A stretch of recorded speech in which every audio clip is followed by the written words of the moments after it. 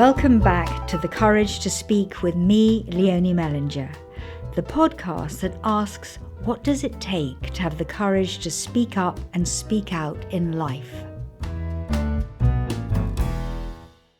Today's guest is Hugh Quarshie. Hugh is a Ghanaian-born British actor. Some of his best-known roles include his appearance in the films Highlander, The Church, Star Wars and Doctor Who, as well as his long-running role as Rick Griffin in the BBC One medical drama Holby City. Hugh played the role of Rick for 19 years and was the longest-serving cast member in Holby City. Hugh has appeared in many Royal Shakespeare Company shows, including playing the title role in Iqbal Khan's Othello to great critical acclaim. He became an RSC Associate Artist in 2015. Hugh was given an honorary doctorate from the University of East Anglia and was nominated for a BAFTA for Best Actor Award in 2022 for his performance as Neville Lawrence in the drama Stephen. He can currently be seen in The Sun with Hugh Jackman, also in Riches on Amazon Prime, and will soon be seen in the ITVX series Maryland with Suran Jones and Book Club 2 with Jane Fonda, Diane Keaton, Candice Bergen and Mary Steenburgen. Welcome, Hugh. Thank you, Leonie, and thank you for pronouncing my name correctly. I've been historically been variously known as Hugh Quarshie, because I went to school in Cheltenham, and Hugh Quarshie, because it's assumed that I must be Muslim, but I'm not. So thank you for calling me Quarshie. Well, if I may, I would like to start at the beginning. And I'd like to ask you, first of all, what you were like as a very small child. Were you outgoing or inward? I was, I suppose, quite outgoing. I had two older brothers, so I took my cue from them in a way. And my eldest brother has been a sort of role model. He's always been very diligent and always had a keen sense of responsibility. We all went to the same primary school, and in those days there were trophies for the best behaved boy, and my eldest brother won it. I Did didn't. you? No. You didn't? Oh. Were you a naughty boy or? To some extent, I think I was. I wasn't wild, but I suppose I fell in with a bad crowd. It wasn't a crowd; it was one other guy, and we were both perhaps a bit oversexed in primary school. No, I'm overstating it. No. I mean, I think I did look up to my brother and did try to emulate him. So that, for example, when he started playing trombone, I took trombone lessons. I was terrible at trombone. I wish I'd taken up another instrument. When he decided to study German, I decided to study German. In terms of being extrovert, he was quite a scholarly guy and also quite an athlete. I was less scholarly and a bit tubbier, quite a bit tubbier than he was, but nevertheless I tried to be an athlete and eventually did become a sort of athlete. But none of us really threw our weight around, What about family dinner tables and how encouraging were your parents? Well, my parents had a troubled relationship, and my father went back to Ghana so that my mother was pretty much a single parent for our growing up. That's not to say he abandoned us, not at all. He actually paid for us to be privately educated. I went to a school in Cheltenham. My brothers went to school in Dorset, Bryanston. I wish I'd gone there. But the family dinner table was, I don't know what you call it, a dinner table. Food was put on the table, and then it was, go for it. I remember once when my father came to visit, and he took us to see the man who would become the Prime Minister of Ghana after Kwame Nkrumah was overthrown, a man called Kofi Abrifabuzia. And my father was an ally of his. And he took us, me and my brothers and my younger sister, to visit this man. And our table manners were that when the food was on the table, we started eating immediately. So when the food was put in front of us by this God-fearing man and God-fearing family. My brother William and I just scoffed the meal in front of us and had more or less finished our food when he finished serving everyone else and said, "And now we shall say grace for the beginning of the meal." we had some difficulty suppressing our mirth. It gets worse, actually, because on the way back from where they were living just outside Oxford, my father, who I think had been amused by the whole occasion, said, "Anyone hungry?" So we stopped off at a Chinese restaurant to have supper. So, we were a fairly tight unit, and we were quite close, the kids, and we were also very close to our mother and very protective of her. My father wasn't, when it comes to parenting, wasn't a role model, but we always enjoyed his company. He was a very funny guy. He told great stories. And he had a quiet sense of responsibility, I suppose, to certainly to the family, but also to the country, to Ghana.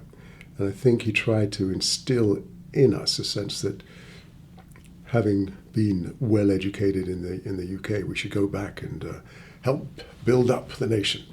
So where did home feel for you? This is a tricky question. I've never really had a sense of home in the sense of belonging to a community. That search for community has characterized my domestic life as well as my professional life.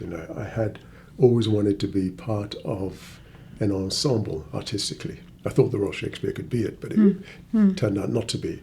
I've looked for a tight group of friends. I have, 1 or 2, 3, 4 grateful, close friends. But I'm not the kind of person who hangs out with other actors. I get very self-conscious, for example, if I go to someone like Soho House. But what about your feelings as a child? You being sent to a private boarding school. That must have been quite challenging. And how much did you feel you could speak up and speak out there? Well, yes, I was 12 when my father decided to send me to this place in Cheltenham.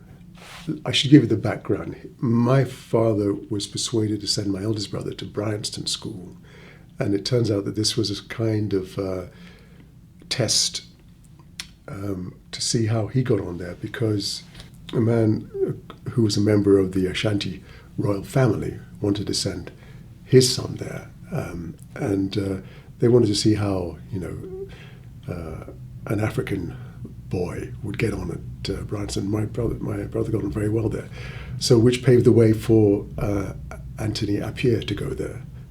Anthony Kwame Appiah, who is now a philosopher with an international reputation. He gave the Wreath Lectures a few years ago.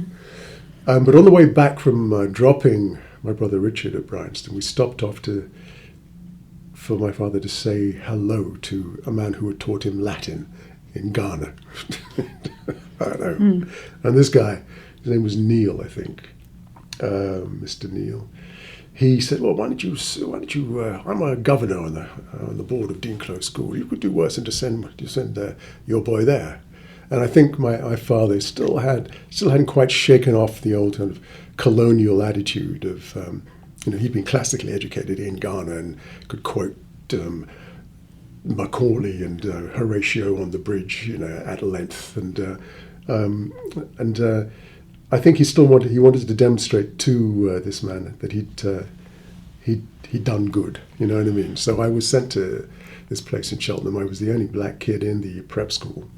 It was. I coped with it, and it's not that they were hostile or in any way overtly racist, but it was a kind of place where the teaching staff, as well as some of the boys, of course, had the attitude, would often voice the attitude, "Well, you see, Quarshie, or Quarshire, what you're trying to do in 20 years in Africa, it took us 2,000 years to do."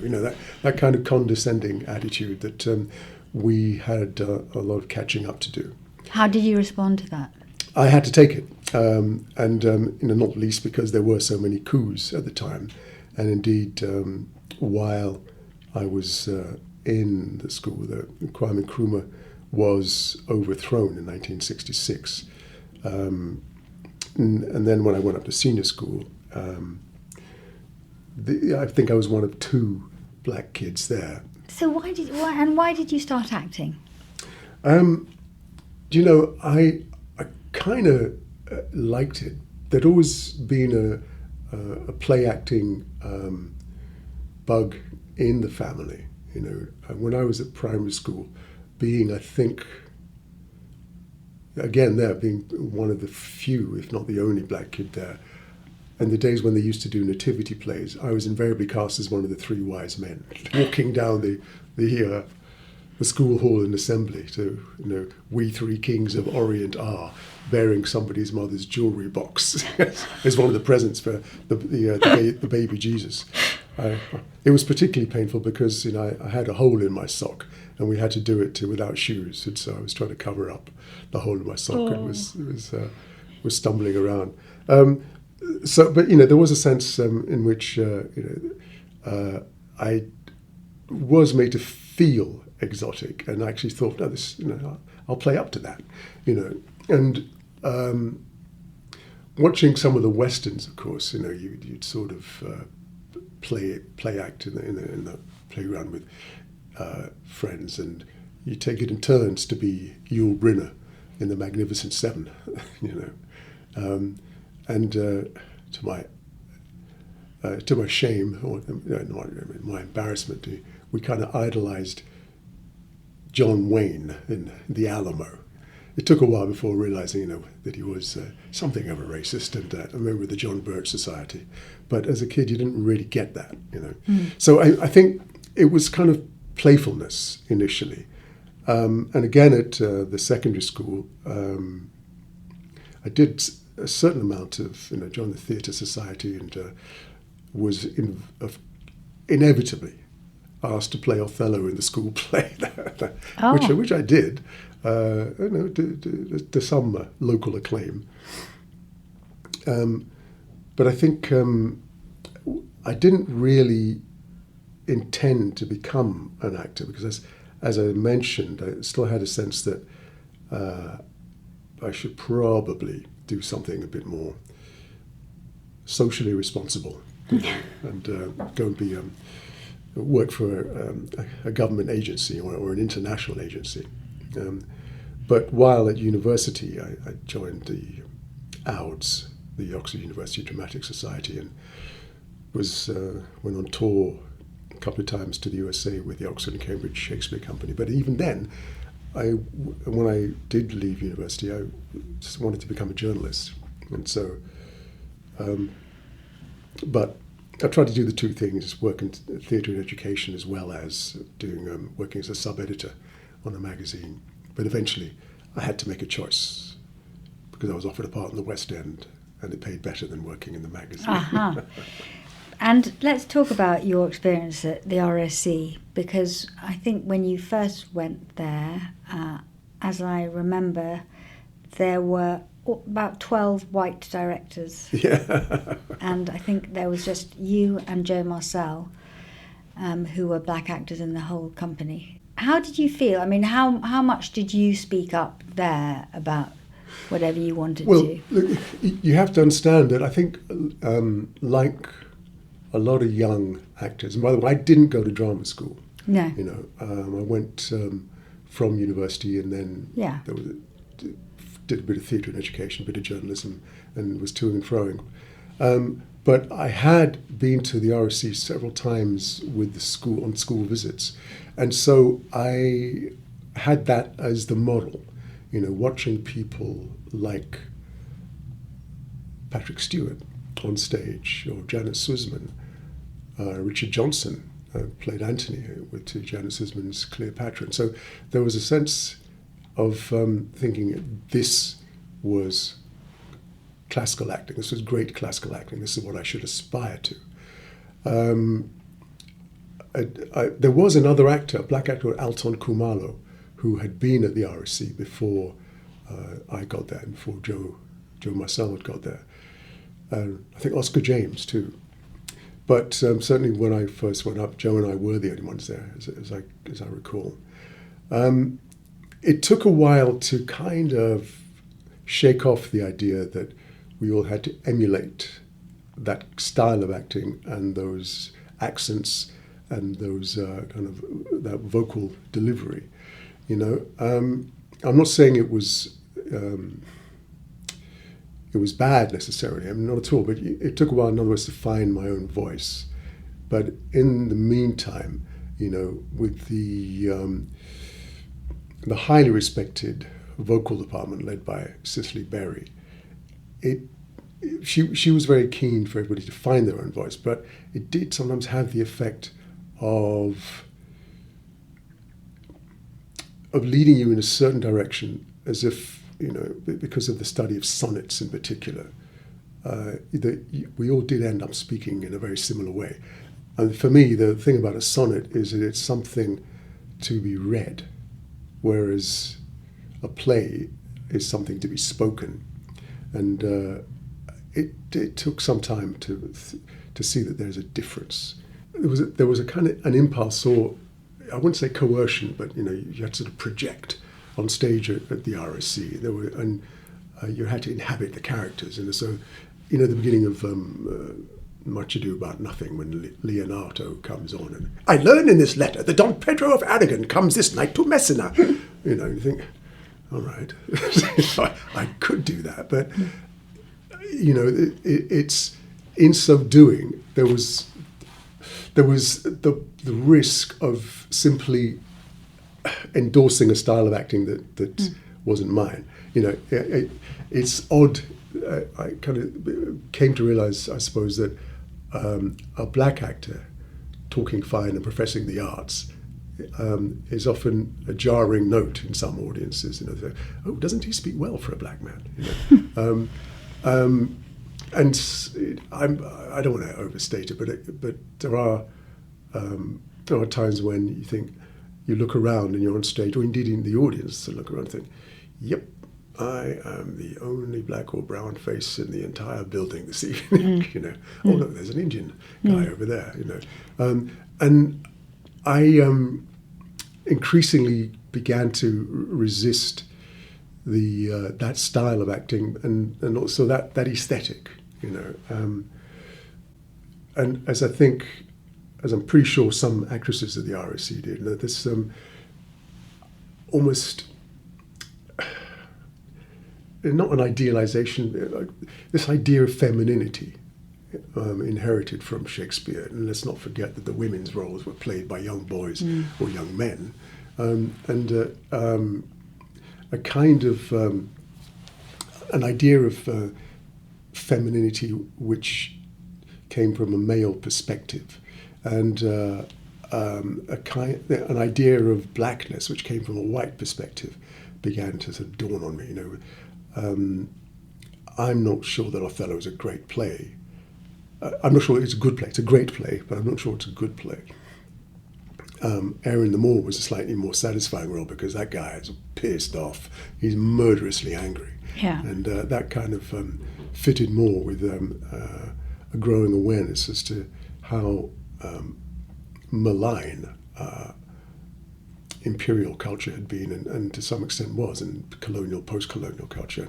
And there was an imperative to shake all that off, just to discard it. And I left the RSC for years, didn't go back, until I was asked by the then director, Greg Doran, invited me to lunch and to talk about Othello. He gave me a choice to direct it or to play it. Oh. I hadn't expected that. I kind of wish I directed it now, but anyway, I thought this was probably my one and only chance to play it and to test out my ideas, because I thought there's a real danger that Othello, as written, will just endorse certain racist attitudes about black men, and so I set out with the agreement of Iqbal Khan to change that. But the production was well, we'll probably come to talk about that. There were issues in the production which got in the way of, I think, of the interpretation, of the right interpretation. Well, did you have arguments about that? No, I think we were on the same page. The feature of that production was that both Othello and Iago were black. Iago was played by Lucien Mzamati, who was, I think, was raised in Zimbabwe, but is of Tanzanian origin. Now, the reason for that was that essentially Othello looks very foolish if he's persuaded on the basis of a handkerchief and an allegation about a dream that his wife has been unfaithful. And the dream, by the way, is Iago saying to Othello, "I lay with Cassio." And in his sleep, his men are wont to speak, and so on, said, "Oh, sweet Desdemona, let us hide our loves." And he says, first of all, I lay with Cassio, and then he describes how Cassio threw his leg over his thigh. At no point does Othello say, whoa, wait a minute. What were you doing in bed with my Lieutenant Cassio? I did see one production where they addressed that, and I think it was Joe Marcel playing Othello and Paul Whitworth as Iago. And when Iago said, "I lay with Cassio lately," and Joe cast him a stern look, a disapproving look. Oh, okay, I didn't realize you were bisexual, But no, look, it's just that I resisted it because the more successful that an actor is in playing the Othello of the first part, namely he's wise, he's experienced, he's judicious, he's a good judge of character. He elopes because he knows perfectly well that Brabantio's a closet racist, isn't going to give his blessing. He probably promotes Cassio because he knows he's probably a better officer than Iago's going to be.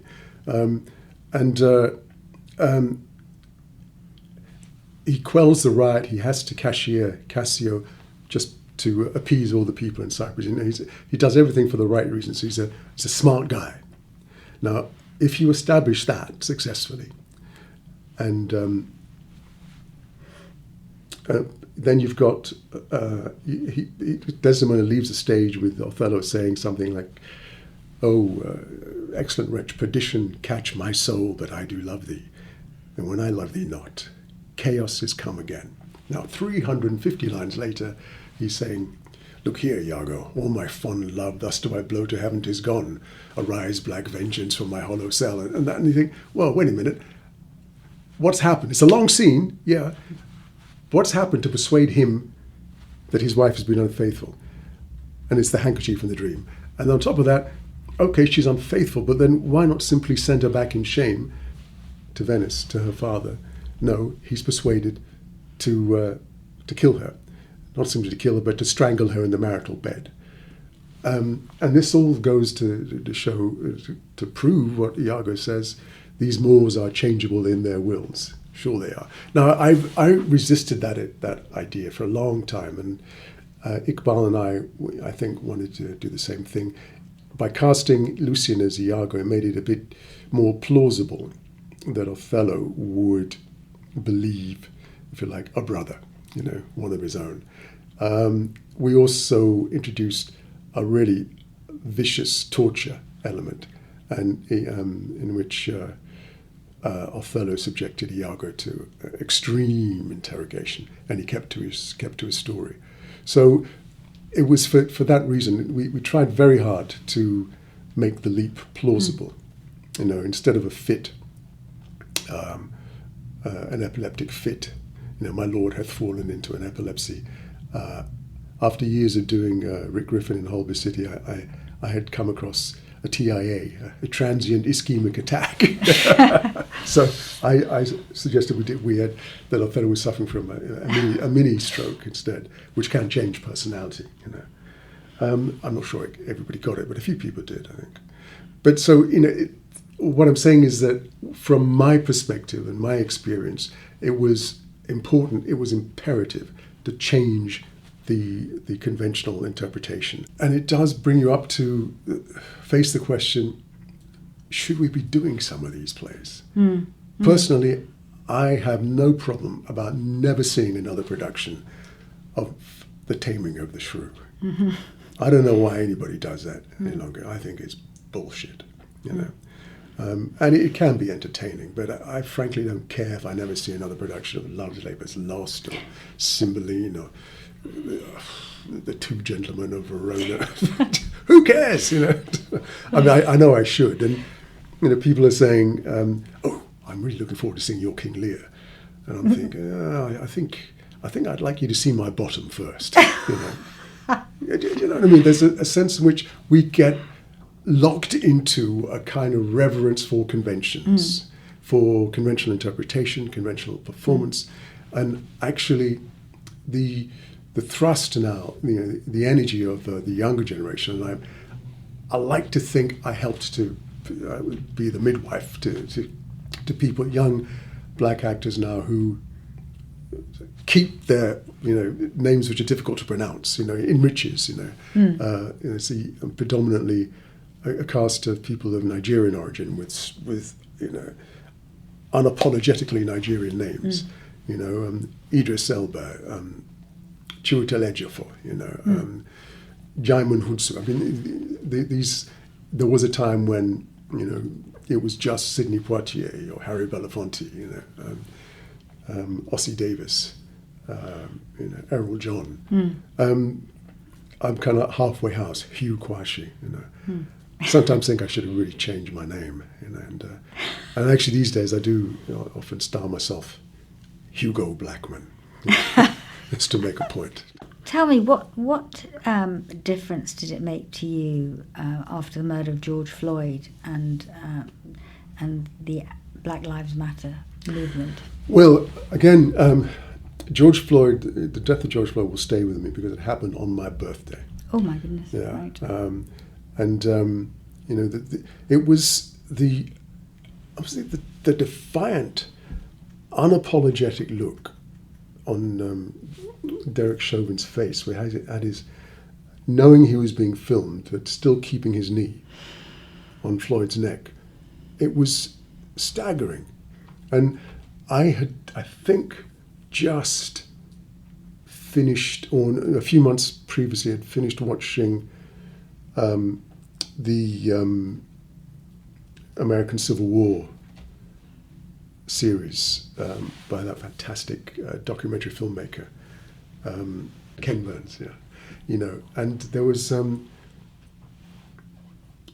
the story of the massacre at Fort Pillow, where I think about 300 Unionist soldiers, mainly black Unionist soldiers, who had surrendered or were in the act of surrendering, were then given the order by this dashing Southern gentleman cavalry officer, Nathan Bedford Forrest, to bayonet them, to shoot them, and 300 of them were killed. This same general went on to become the first, whatever they give themselves stupid names in the Ku Klux Klan, and the Imperial Wizard or Grand Marshal or something like that. But he was the first guy of the Ku Klux Klan post-Civil War. And it became pretty clear that there was, that the hope that with the election of Barack Obama, that America was now a post-racial society, that hadn't happened. If anything, it had provoked a more racially divided society. And the election of Trump gave a green light to hardcore supremacists to emerge unapologetically. I mean, so much so that I was full of admiration for John Boyega when he took a megaphone at a rally and said he didn't care about his career. He was out there to show solidarity. Yeah, that was amazing. You know, and I thought, good for you, John. Good for you. And I wish I could have been there with him. And I think for me, it's had the effect of making me think, I'm not sure that I want to go and work in the USA, in such a racialized society. And there have been times that the older I get, actually, the angrier I get. I had hoped that age would bring a certain amount of wisdom and serenity. It hasn't brought serenity, Do you feel more able to speak out now? Oh yes, oh yes. There were times in Holby City. I was pretty affable in Holby. I think on my sets, we had different areas of the hospital. Everybody liked working on the AAU or in the general surgery. Why? Because I was there. I'm sure. No, it was okay. It was relaxed. It was a light atmosphere. It was a good working atmosphere for the most part.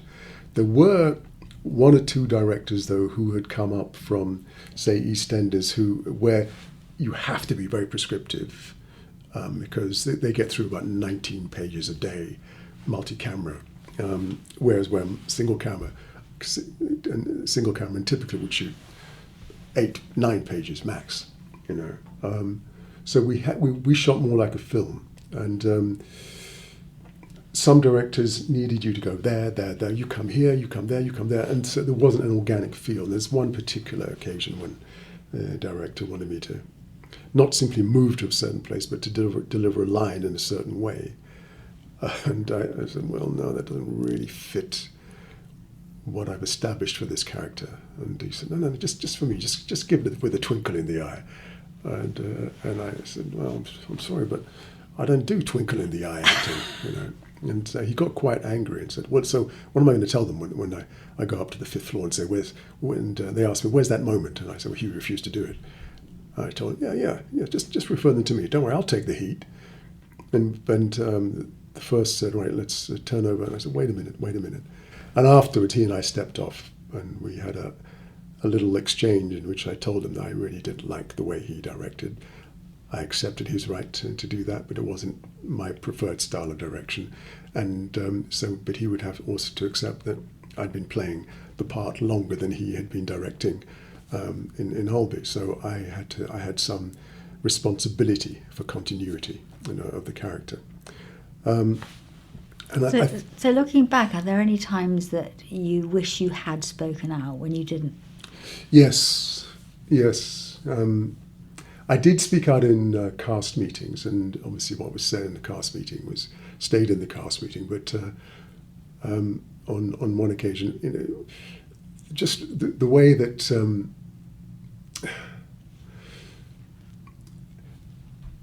there was at times a sense that we had fragile egos.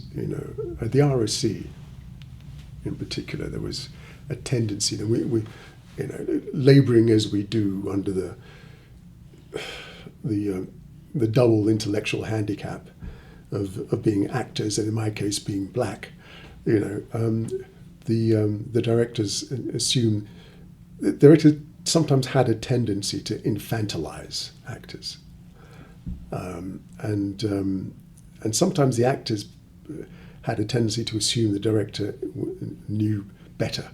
They'd done their research, they'd read more, they were more intelligent. Was not always the case.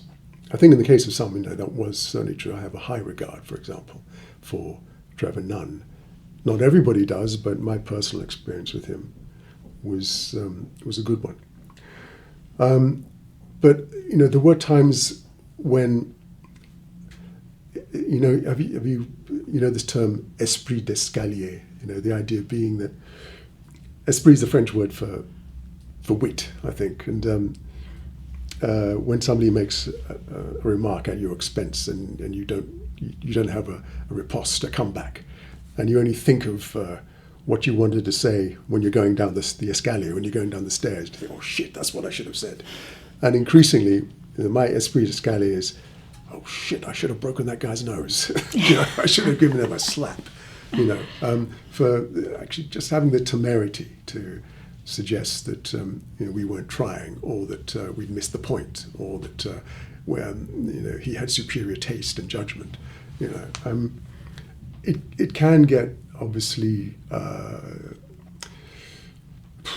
it can take up time, and sometimes it seems to come down to ego rather than to reasonable or rational debate. And one has to be aware of that. Is it my ego, or do I have a case here? And I think there are times when a director has been a bully. I'm thinking of one particular director, the Royal Shakespeare Company, and I deeply regret not saying stop that. He wasn't bullying me, or he tried to bully me. Tried to give me a stern note once, but I wasn't having it. And finally, Hugh, what advice would you give someone who is afraid of speaking up or speaking out? I would say that everyone has the right, but also the responsibility to speak out against bullying, to speak out against people who try to cramp and suppress. The whole point of being an actor is to create an atmosphere in which you can do your best work. If you are being prevented from doing that, then you have to call it out. You have to speak up. You have to overcome your fear. Great advice. Thank you very much, Hugh. That was an absolute delight to talk to you. Thank you. It was my great pleasure. Thanks for listening to The Courage to Speak, presented by me, Leonie Mellinger.